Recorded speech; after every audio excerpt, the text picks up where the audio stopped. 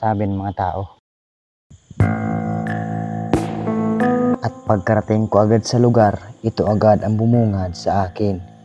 Isang nakakilabot na lugar at nakakilabot kung tignan.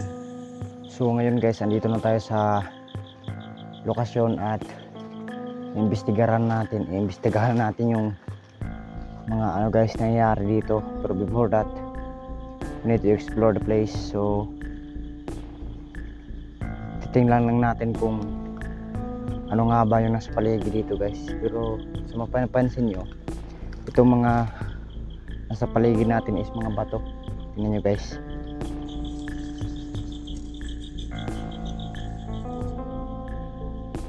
So ngayon guys, i-explore muna natin yung sinasabi nila na may nakatira or may ginawang tirahan ng isang tao dito noon guys.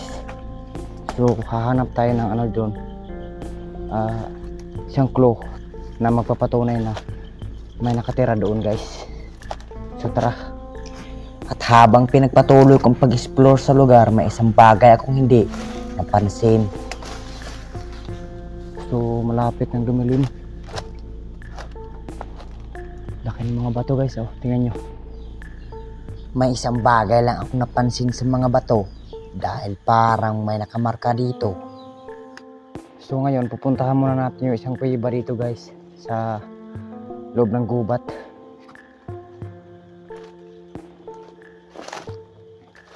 Pupuntahan muna natin kung ano yung makikita natin doon sa loob. Subalit habang pinagpatuloy ko ang paglalakad, ito ang aking nakita.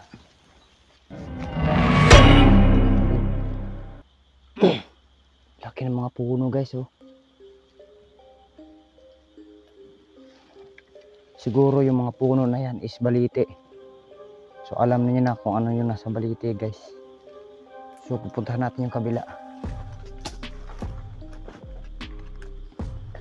Oh, grabe. Tingnan nyo yung lugar. Laki ng puno.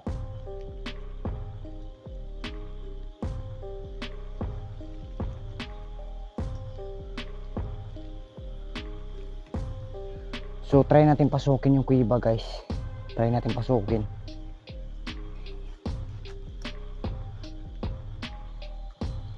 So malapit na lumilim guys. So dito tayo sa paligid. Nakikita nyo dito is yung napakalaking mga bato guys dito sa loob ng kuweba. Can you imagine, malapit na talagang lumilim dito. Napakalilim na guys. Tingnan nyo yung paligid.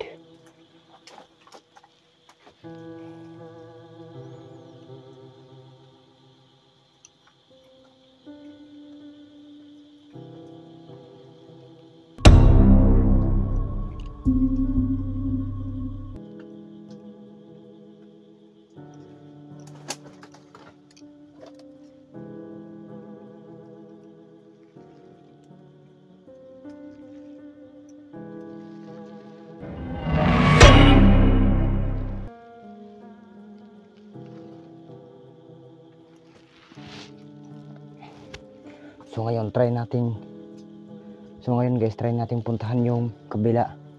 Yun, yung kabilang side. Baka may makita tayo doon. Pasensya na po sa boses ko. So nakakatakot dito guys. Wow, tingnan nyo yung taas. Habang pinagpatuloy ko ang pag-explore sa lugar ay napag-isipan kong lumabas na lamang. So ngayon guys, lalabas na tayo at hindi tayo makadaan dito kasi dead end. So dito may butas, tingnan lang natin kung anong nasa laman sa loob ng butas na to. Tingnan nyo guys. Ayan, may butas. Tapos ito. Tapos dito sa kabila guys, parang may fingerprints. Tingnan nyo. Ayan. Sa kasya yung kamay ko guys. So delikado dito sa loob, baka may iba pa tayo makita. So lalabas na tayo. Kasi nga yung likuran ko guys is dead end na. Hindi tayo pwede magtagal dito sa loob. So sa tagal ng panahon is this place is ano na, yung mga bato nalaglag na galing sa taas. So lalabas na tayo guys. Puntahan naman natin yung kabila. Napakadilim na.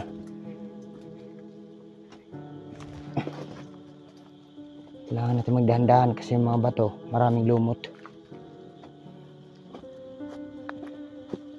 Dilim na dito guys. Subalit habang naglalakad ako ay bigla ko itong napansin. So dito guys may napansin ako isang nakakilabot na tali kasi nga imposible namang may nagtali dito sa loob ng gubat. So tingnan nyo guys yung tali, nakakilabot yung tali guys, tingnan nyo.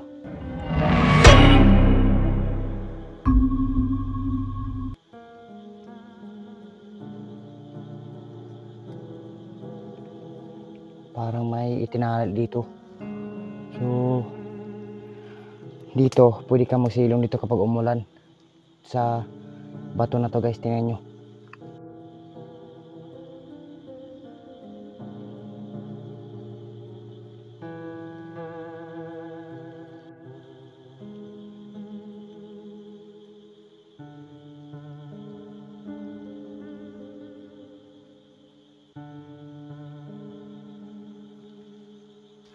So ngayon guys, pupuntahan naman natin yung kabilang side na doon sinasabi na may nakatira doon.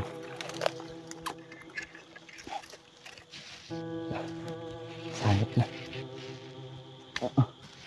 Hinawakan ako.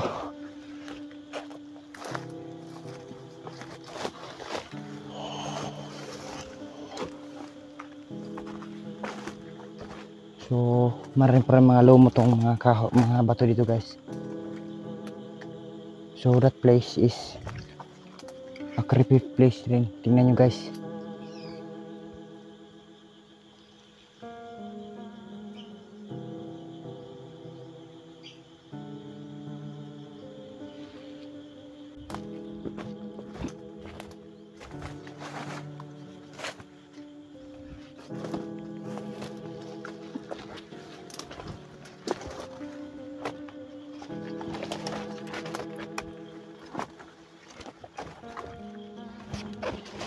Wow, pwede nga tirahan guys, tingnan nyo. Pwede kang makatira dito. Pwede kang magsilong dito guys. Wow. Grabe yung area guys, tingnan nyo.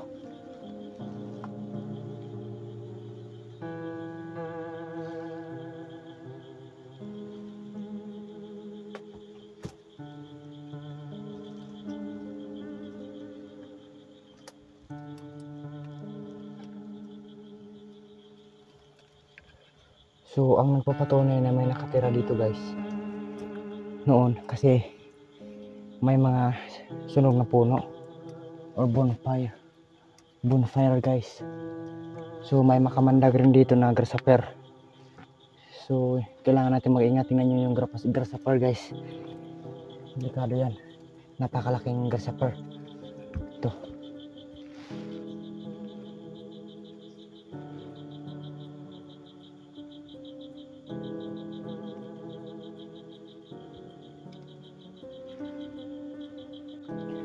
So parang may abo dito guys sa parang may abo, kaya na-prove natin na may tumira nga dito noon sa kuweba na to guys. Kasi tingnan nyo guys,